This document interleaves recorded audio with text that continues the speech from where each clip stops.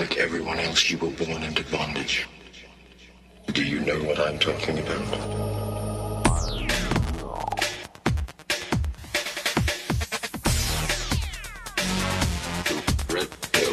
And welcome, ladies and gentlemen. It is Extreme Results Radio. I am David Ruben. My partner, Baron Baptiste, with me today. Baron, welcome, welcome, welcome. It's great to be here with you, David, as always. For people that are just joining us for the first time, this is a program where we talk about potential and moving out of old ways of thinking, old models of, believing and old models of doing things, and into a new paradigm of how you can achieve anything you want to achieve if you just learn certain basic principles. And this is what Baron and I talk about every week. And so let's talk about blind spots. And let's talk about the issues that result when we have blinders on and we're not seeing clearly. Baron, let me just start with a couple paragraphs from my new book called The Present. This is about process because, see, most people, just as an opening into this topic of process, most people, the blinders that they wear have to do with the fact that everybody wants to rehearse everything. They want to set down a pattern, go by the compass that they're used to going by. Instead of living in the moment, they always want everything to sort of be predictable. And I'm saying that this is what's robbing people of their real potential, because if you're not living a now present life, you're going to miss so many of the important bits of information that you need in order to process your life experiences as they're coming at you with a fresh perspective. So when you embrace process, you can let go of the need to be pressured by goals, people, reward, and guilt. Through process, this little pressure over here and that stress over there are no longer seen as a wall. All stress becomes merely a momentary diversion. So if you need to stop for a moment and take care of a problem, you do so without the resentment or frustration that you usually feel when you're distracted or when somebody comes into the office and says, "Hey, I got to talk to you for a minute." When you stop resenting the pressures of life, suddenly you see it as an opportunity. So when stress no longer acts as an irritant and you're no longer frustrated as a result of having to stop, suddenly you're not thrown out of your center. Because, see, this is what happens. When we get thrown out of our center, Baron, it's because we're caught up in our thoughts. We're in our head, planning. We're thinking about what we want to do or what we don't want to do. Yeah, well, you bring up the idea of being reactive. Yes. Therefore, being in our thinking and how lost in our thoughts is connected to how we react to everyday situations.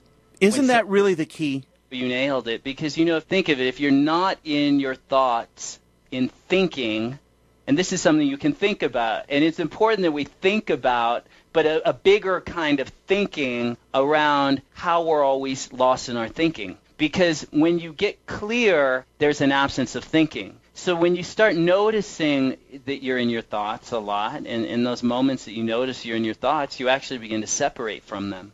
And they don't own you. You have thoughts rather than thoughts having you. Right on. There's a big difference there, right? Oh, I mean, most people, they have thoughts. They don't have thoughts. Thoughts have them. You bring up a great idea here, because if someone were to just think about this, that if you don't have thoughts in your head, what is your head like? I mean, it's clear.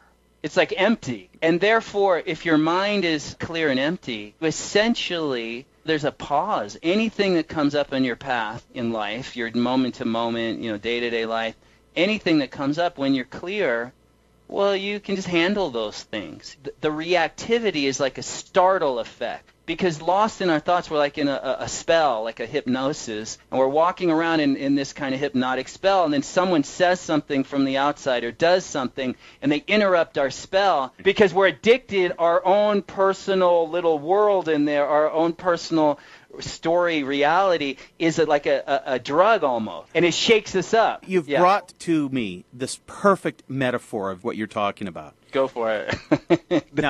This is fun, huh, David? I love this. And this is so typical of people. A couple weeks ago, my mother-in-law came over to visit. It was a very nice day. It was about 80 degrees outside. But she gets out of the car, and I'm walking down the driveway, and I say, "How you doing?" She goes, "Oh, it's so hot today." And I said to her, it's actually very pleasant. It's about 80 degrees. I had just looked at the thermometer outside the back of my patio. She said, well, my car says it's 100 degrees. So what's happened to her was this. She was taking that information that it was 100 degrees, and it was in her head it was 100 degrees, when in fact she didn't relate to the fact that it was pleasant. She insisted after I told her, I said, I feel really comfortable today. And she goes, oh, I am so hot. I can't even believe how hot I am. And so it's perfect. It's perfect how our thoughts create our reality. Absolutely. And even the clock can be an hour fast, and suddenly you're stressed out and you're late for your appointment. You're sweating and your heart's racing and you're pumping all kinds of stress hormones, and then you find out the clock was an hour fast. But your example is perfect. You could see, it's 100 degrees, and you take your thought and you believe in it. Yes. See, that's the danger, though, for any of us. When we have a thought and we start interacting with that thought as if it's truth, as if it's reality, and then it's from there we get weird, because we get carried off interacting with our thinking. Thinking isn't reality. Well, we can be thinking about all kinds of stuff, our past, but we get a thought, and versus just letting it pass, we start interacting with it, and pretty soon we develop this whole narrative and commentary and story, and we're lost in a personal reality, a personal world, which is very different than the world. There's your world, and then there's the personal world, the person's world, and then there's the world. Right. Goethe says that there is... You don't see life the way it is, you see life the way you are. Exactly. Now, here's the second component of this story. Once I told her that it was actually not as hot as she thought it was, she couldn't let go because she'd already accepted that thought. She'd been primed to feel hot. And so she said to me, rather than adjusting in that moment and saying, oh, maybe you're right. Maybe, in other words, instead of adjusting to meet reality, what she did was she defended her position, and she said to me, oh, well, it feels hot to me. It feels hot to me. And I thought, okay, if you want to hold on to that, that's fine. So she defended the erroneous thought that had been placed in her mind by a little thing that was off by 20 degrees. Well, the thing is it's okay that she defends it, because that's what people do. Yeah. They defend their personal reality. That's just what people do. But the issue that comes up is it's not reality. And therefore, and the question for all of us here is coming closer to reality, because in reality we are set free. In reality we have peace. In reality we can just go with the flow, versus our personal reality, which is always adding all kinds of stuff. So even if it's not hot out, we'll make it hot, and it's hot for me, and I'm going to be uncomfortable.